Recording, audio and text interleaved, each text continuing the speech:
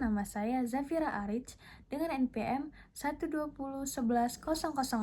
Saya akan menjelaskan sumber hukum tata negara. Pengertian pokok sumber hukum tata negara adalah segala sesuatu yang menjadi asal-usul, dasar, dan rujukan dalam pembentukan norma hukum yang mengatur struktur organisasi negara, hubungan antar lembaga negara, serta hubungan antara negara dengan warga negara. Dalam konteks ini, sumber hukum tidak hanya dipahami sebagai asal terbentuknya hukum, tetapi juga sebagai dasar legitimasi berlakunya suatu norma hukum dalam sistem ketatanegaraan. Secara konseptual, sumber hukum dibedakan menjadi dua jenis, yaitu sumber hukum material. Sumber hukum material adalah faktor-faktor yang mempengaruhi isi atau substansi hukum. Faktor-faktor tersebut mencerminkan realitas sosial yang berkembang dalam masyarakat, yaitu antara lain nilai-nilai sosial dan budaya, kondisi politik dan sistem kekuasaan, perkembangan ekonomi, dinamika sosial kemasyarakatan. Dengan demikian, sumber hukum material menentukan arah dan isi dari norma hukum yang dibentuk. Sumber hukum formal. Sumber hukum formal yaitu bentuk konkret dari norma hukum yang memiliki kekuatan mengikat secara yuridis dan dapat ditegakkan oleh negara. Dalam hukum tata negara Indonesia, sumber hukum formal meliputi Undang-Undang Dasar 1945 sebagai hukum dasar tertinggi, undang-undang, peraturan pemerintahan, peraturan presiden, dan peraturan perundang-undangan lainnya, konvensi ketatanegaraan, kebiasaannya hidup dalam praktik penyelenggaraan negara, jurisprudensi, putusan hakim yang menjadi rujukan hukum, traktat atau perjanjian internasional. Sumber hukum formal ini berfungsi sebagai landasan operasional dalam penyelenggaraan negara. Ruang lingkup dan unsur-unsur hukum tata negara. Ruang lingkup hukum tata negara memiliki ruang lingkup yang luas dan mencakup beberapa aspek penyelenggaraan, yaitu bentuk negara, kesatuan atau federal, dan sistem pemerintahan presidensial atau parlementer, struktur kedudukan lembaga negara, hubungan kewarganegaraan antar lembaga negara, hubungan antara negara dan warga negara, termasuk perlindungan hak asasi manusia, wilayah negara dan konsep kedaulatan, hak dan kewajiban warga negara. Dengan demikian, hukum tata negara berfungsi sebagai dasar dalam mengatur kehidupan bernegara. Unsur-unsur penting hukum tata negara. Unsur-unsur utama dalam hukum tata negara meliputi negara, yaitu sebagai organisasi kekuasaan yang memiliki kedaulatan, konstitusi sebagai hukum dasar tertinggi yang mengatur penyelenggaraan negara, lembaga negara yaitu sebagai pelaksanaan fungsi kekuasaan, kedaulatan rakyat sebagai sumber legitimasi kekuasaan, hukum dasar baik yang bersifat tertulis maupun tidak tertulis. Nggak usah kali ya kalimat itunya. Nggak usah, lanjut. Teori asas dan landasan hukum. Teori-teori yang relevan. Teori kedaulatan rakyat, Jean-Jacques Rousseau. Teori ini menyatakan bahwa kekuasaan tertinggi dalam negara berada di tangan rakyat. Oleh karena itu, setiap penyelenggaraan kekuasaan negara harus mencerminkan kehendakan rakyat. Teori kedaulatan hukum menekankan bahwa negara harus diselenggarakan berdasarkan hukum, bukan kekuasaan semata. Semua warga negara, termasuk penguasaan, tunduk pada hukum. Teori pemisahan kekuasaan menggemukan bahwa kekuasaan negara harus dibagi menjadi 3 cabang, yaitu legislatif, eksekutif, dan yudikatif. Gunanya untuk mencegah terjadinya konsentrasi kekuasaan. Asas-asas hukum tata negara, yaitu ada asas kedaulatan rakyat, asas negara hukum, asas pembagian kekuasaan, asas konstitusional, asas demokrasi. Asas-asas tersebut menjadi prinsip dasar dalam penyelenggaraan negara yang demokratis dan keadilan. Landasan hukum di Indonesia yaitu ada Undang-Undang Dasar 1945 sebagai hukum tertinggi, Pancasila sebagai filosofi, peraturan perundang-undangan sebagai aturan pelaksanaan. Landasan ini menjadi fondasi utama dalam sistem hukum nasional di Indonesia. Perkembangan dan konteks ketatanegaraan di Indonesia. Masa sebelum reformasi, kekuasaan negara bersifat sentralistik, dominasi kuat pada lembaga eksekutif, dan mekanisme kontrol dan pengawasan belum berjalan optimal. Masa reformasi pasca 1998. Dilakukan amandemen terhadap UUD 1945 sebanyak 4 kali. Pembahasan masa jabatan presiden. Penguatan prinsip demokrasi dan hak asasi manusia. Pembentukan lembaga negara baru seperti Mahkamah Konstitusi dan Komisi Yudisial. Kondisi ketatanegaraan saat ini yaitu menganut sistem demokrasi konstitusional, pemilihan umum dilaksanakan secara langsung, penerapan prinsip check and balance antar lembaga negara, penguatan supremasi konstitusi melalui mekanisme judicial review. Hubungan dengan kondisi ketatanegaraan Indonesia saat ini. Hukum tata negara memiliki hubungan yang sangat erat dengan kondisi ketatanegaraan Indonesia saat ini. Hal ini tercermin dalam penyelenggaraan demokrasi melalui pemilihan umum, distribusi kekuasaan antar lembaga negara, dan penegakan konstitusi sebagai hukum tertinggi. Namun demikian, dalam praktik masih terdapat sebagai tantangan antara lain yaitu tarik-menarik kepentingan politik, ketidakseimbangan kekuasaan antar lembaga, dan persoalan independensi lembaga negara. Fenomena dan permasalahan ketatanegaraan aktual. Fenomena ketatanegaraan yang berkembang di Indonesia antara lain yaitu pengujian undang-undang terhadap konstitusi oleh Mahkamah Konstitusi, polarisasi politik dalam pemilihan umum, sengketa hasil pemilu, lemahnya fungsi pengawasan legislatif, wacana perubahan konstitusi dan masa jabatan. Fenomena tersebut menunjukkan dinamika yang kompleks dalam sistem ketatanegaraan Indonesia. Analisis berdasarkan hukum tata negara. Permasalahan tersebut dapat dianalisis melalui beberapa konsep yaitu prinsip negara. Hukum menegaskan bahwa seluruh tindakan pemerintah harus berdasarkan hukum.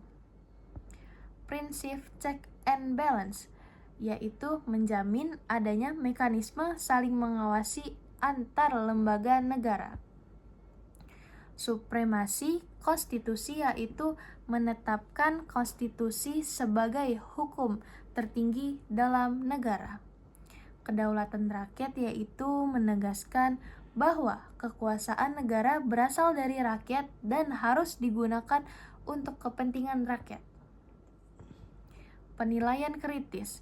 Secara normatif, sistem ketatanegaraan Indonesia telah sesuai dengan prinsip-prinsip negara, hukum, dan demokrasi. Namun, dapat praktiknya masih terdapat kesenjangan antara teori dan realitas, antara lain yaitu belum optimalnya mekanisme check and balance, pengaruh politik dalam penegakan hukum, dan kebijakan yang belum sepenuhnya berpihak kepada rakyat. Hal ini menunjukkan adanya perbedaan antara das Salon yang seharusnya dan das Sein yang terjadinya dalam praktik. Refleksi akademik.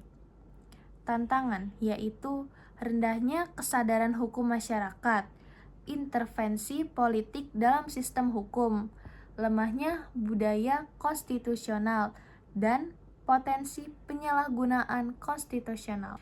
Pentingnya penguatan prinsip ketatanegaraan, yaitu menjamin stabilitas negara, perlindungan hak-hak warga negara, mewujudkan keadilan sosial, dan mencegah terjadinya kekuasaan absolut.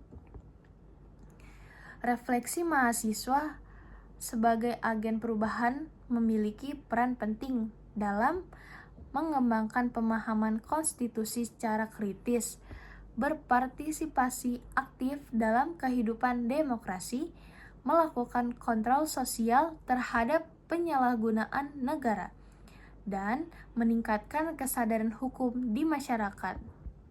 Dan dari itu, kesimpulannya adalah hukum tata negara merupakan instrumen fundamental dalam mengatur penyelenggaraan negara.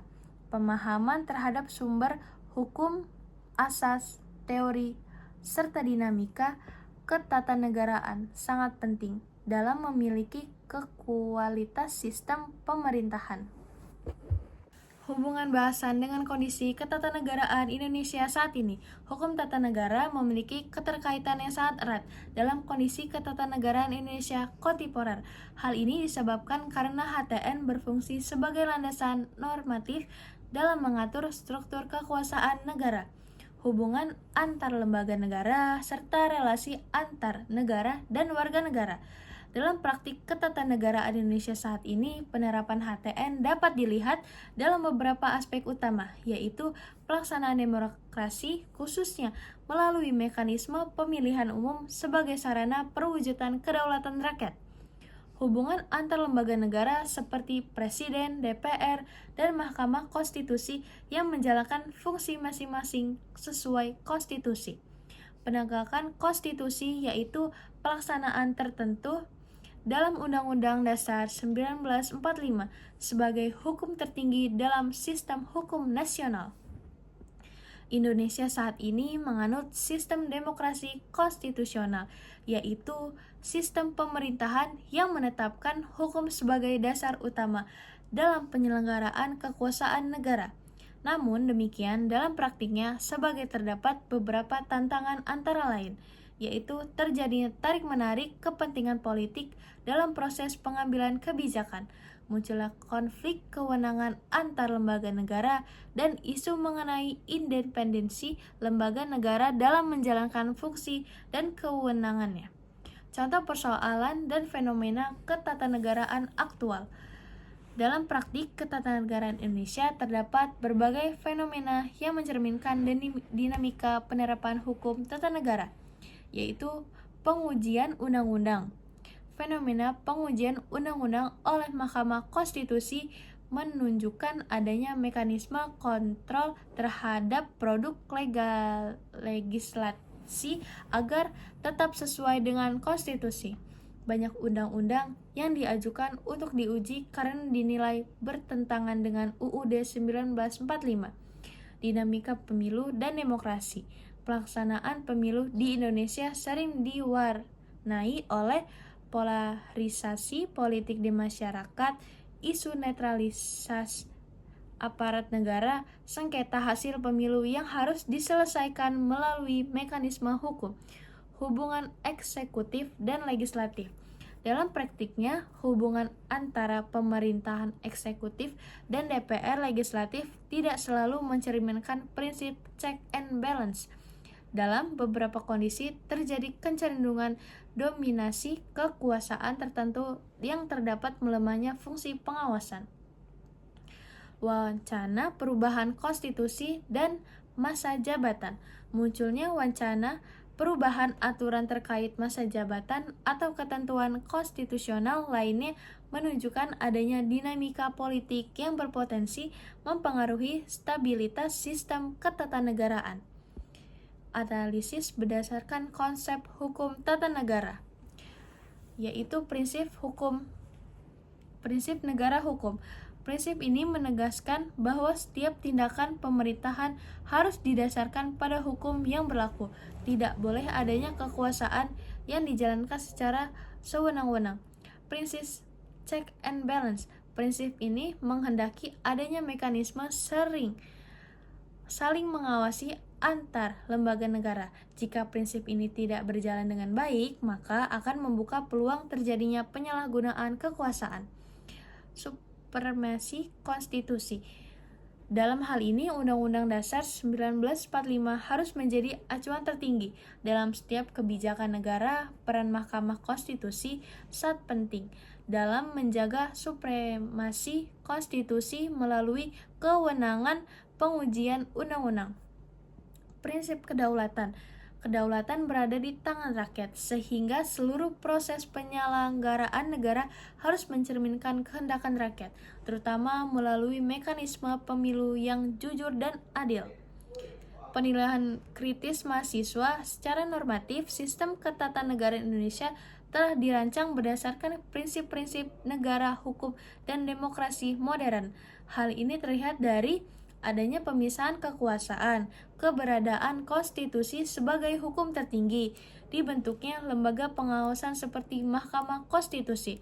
Namun demikian, dalam praktiknya masih terdapat beberapa permasalahan, antara lain yaitu ketidaksesuaian antar teori dan implementasi di lapangan. Belum optimalnya penerapan prinsip check and balance. Masih kuatnya pengaruh kepentingan politik dalam proses penegakan hukum.